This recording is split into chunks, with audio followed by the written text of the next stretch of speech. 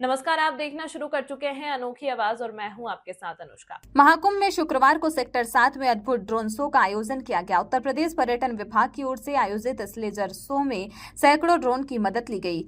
आसमान में जीवंत आकृतियों का प्रदर्शन और महाकुंभ की गाथा को ड्रोन शो के माध्यम से प्रस्तुत किया गया। ड्रोन शो में आसमान में श्रद्धालुओं ने देवताओं का अमृत कलश पीते हुए देखा। इसके साथ ही समुद्र मंथन की दिव्य झांकी ने लोगों को मंत्रमुग्ध कर दिया। वहीं शंख बजाते हुए साधु और संगम में स्नान करते हुए सन्यासी की छवि भी बेहद आकर्षक रही।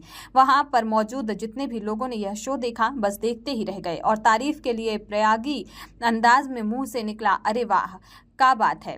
गुरु ड्रोन शो का मुख्य आकर्षण विधानसभा भवन का लहराता तिरंगा रहा। यह दृश्य देशभक्ति और गर्व से भरा हुआ था। इस ड्रोन शो के माध्यम से महाकुंभ में आध्यात्मिक और सांस्कृतिक महत्व को भी बड़ी खूबसूरती से प्रदर्शित किया गया।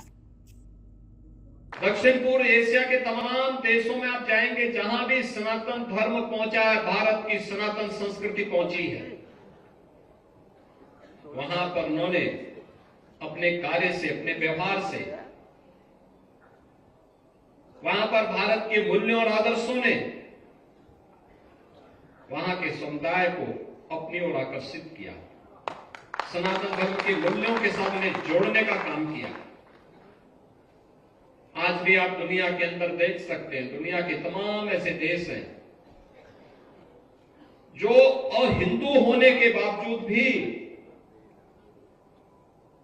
जिन्होंने राम की, कृष्ण की या फिर बुद्ध की परंपरा को स्वीकार किया है और बड़े गौरव के साथ उस परंपरा के साथ जुड़ने में अपने आप को गौरवान्वित महसूस करते हैं। आप इंडोनेशिया में चले जाइए, उपासना विधि इस्लाम है, लेकिन कोई उनसे पूछेगा, किसी इंडोनेशिया वासी से कोई पूछेगा कि आपके पूर्वज कौन हैं, तो कहेंगे राम हमारे पूर्वज हैं। आप कंबोडिया में चले जाइए, लाओस में चले जाइए, आप वहां पर जाकर के पूछिए, थाईलैंड में चले जाइए, पूछेंगे कौन है, तो लोग कहेंगे कि हमारे पूर्वज तो बुद्ध थे, महात्मा बुद्ध थे, और बुद्ध के साथ अपना संपर्क संवाद बनाते हैं।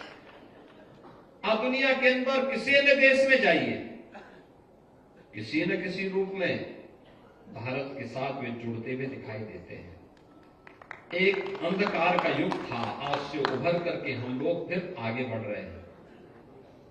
लेकिन जितना सकारात्मक माहौल है, उतनी ही चुनौतियां भी होती हैं, उतनी ही चुनौतियां भी होती हैं। पर याद रखना, कोई भी धर्म, हमें दो चीजों का ध्यान बहुत मजबूती के साथ रखना होगा। सनातन धर्म एक विराट वट वृक्ष है, उसकी तुलना किसी झाड़ और झंकार से नहीं करनी चाहिए, छोटेपन से नहीं करनी चाहिए।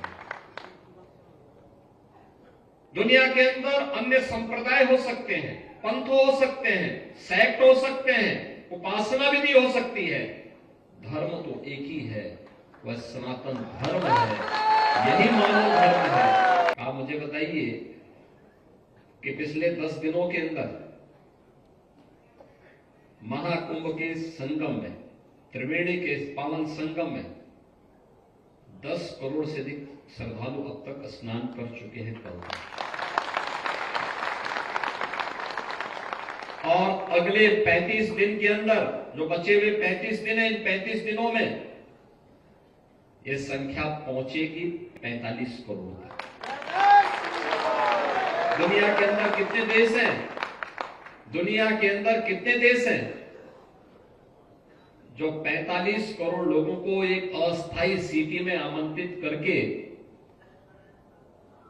उनको जोड़ने का संदेश दे रहा है? और दुनिया के अंदर कौन सा ऐसा देश है और जहां पर कोई भूखों नहीं सो सकता? किसी भी अखाड़े में जाएंगे, किसी भी शिविर में जाएंगे, वहां पर उसको 2 जून की रोटी मिल जाएगी, आशीर्वाद भी मिलेगा, दक्षिणा भी मिलेगा और प्रसाद भी प्राप्त होगा। क्योंकि सनातन धर्म ही दे सकता है। जाके देखिए ना, लाखों लोग, करोड़ों लोग आ रहे हैं, कोई चिंता नहीं। उन्हें मालूम है, कोई चिंता नहीं उन्हें, कहां रहना है ये भी चिंता नहीं, कहां सोना है, क्या खाना है, कैसे जाना है, कोई चिंता नहीं। बस उठाया अपना बैग, उठाई गठरी और वे आ गए हैं कमरे। ये है ताकत सनातन धर्म की, और यही ताकत है हमारे पूज्य संतों की, यही ताकत है। उसकी कोई जाति नहीं पूछ रहा है, उसका कोई पंथ और संप्रदाय नहीं पूछ रहा है, उसका कोई नाम नहीं पूछता है। पूज्य स्वामी अवधेशानंद गिरि जी महाराज के पंडाल में 50 देशों के प्रतिनिधि भी वहां भरे पड़े हैं। पूरे देशों से, देश दुनिया से लोग आ रहे हैं, अभिभूत हैं देख करके। धार्मिक कार्यक्रम भी चल रहे हैं, सांस्कृतिक कार्यक्रम भी चल रहे हैं, अलग अलग प्रकार के आयोजन एक साथ आयोजित हो रहे हैं। इस खबर में फिलहाल इतना ही। अन्य खबरों के लिए बने रहिए अनोखी आवाज के साथ।